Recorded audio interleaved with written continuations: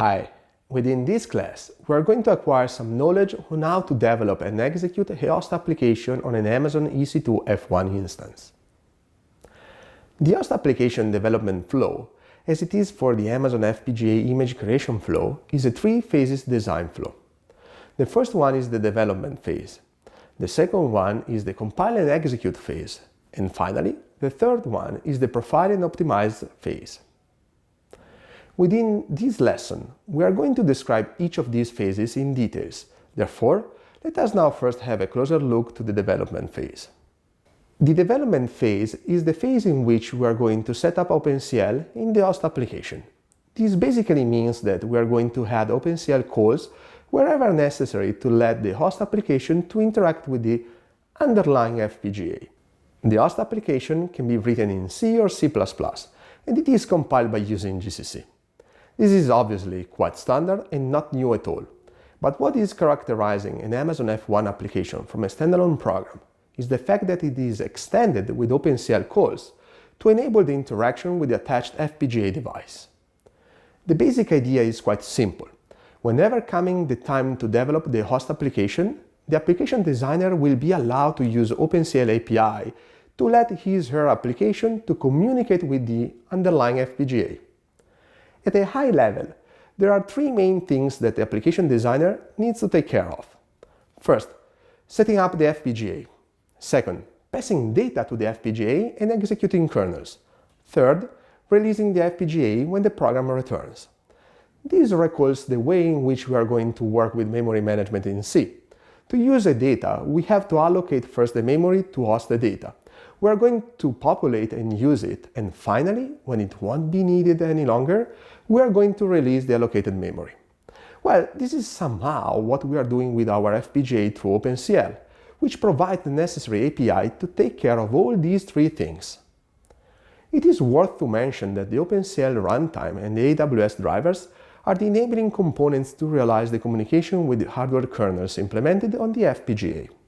Finally, we can also note that the host application can take many forms, such as standalone executable, plugin or share library, server for client-server system. This is quite an interesting scenario, because we can come up with the best implementation according to our needs. Are we interested in sharing our application as a shared library? Great, we can do it. It may be better to share it as a service, where we are going to have multiple clients to request for accelerations. Awesome, this can be done too. After the development phase, we are going to enter into the second phase, the compile and execute one.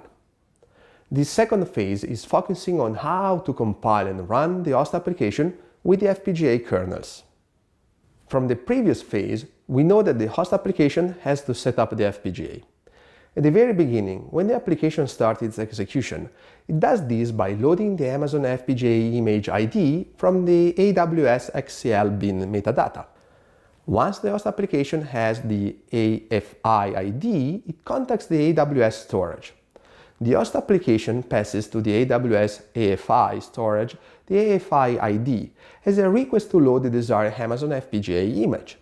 At this point, through a backend service, the requested AFI is loaded and used to configure the FPGA.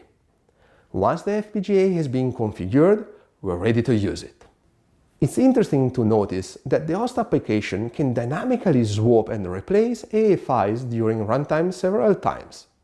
This context implies that the application can dynamically swap and replace the AFI during runtime, which means that we can adapt the underlying hardware based on runtime condition, which is a terrific scenario with endless possibilities.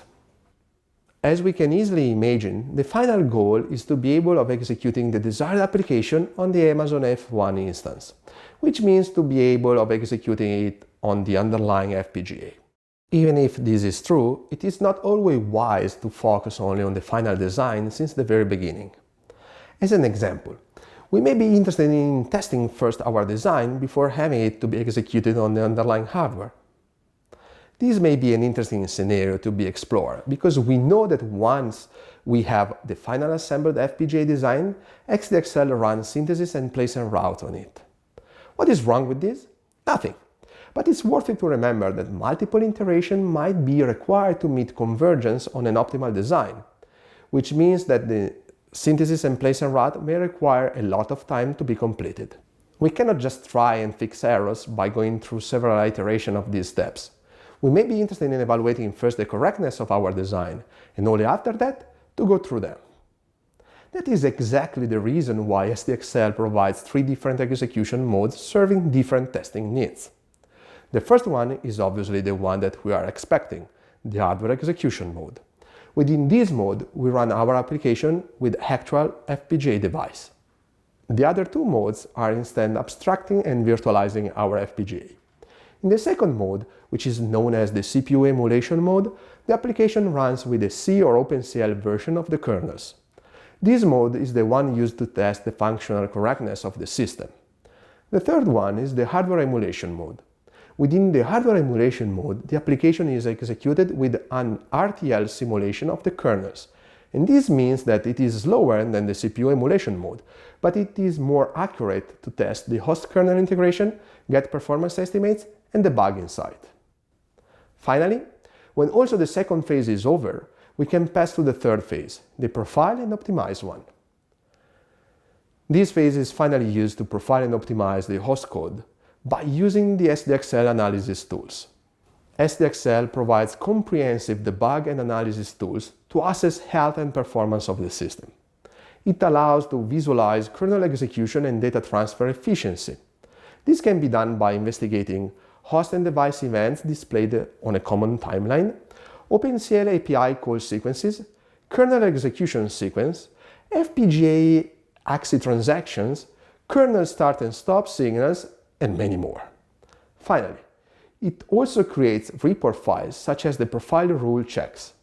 Profile rule checks interpret profiling results so users know exactly where to focus on to improve the performance of a kernel. Profile rule checks highlight certain profile results, inform user known issues, and provide improvement recommendations. Finally, they work for both hardware emulation and system runs on the FPGA.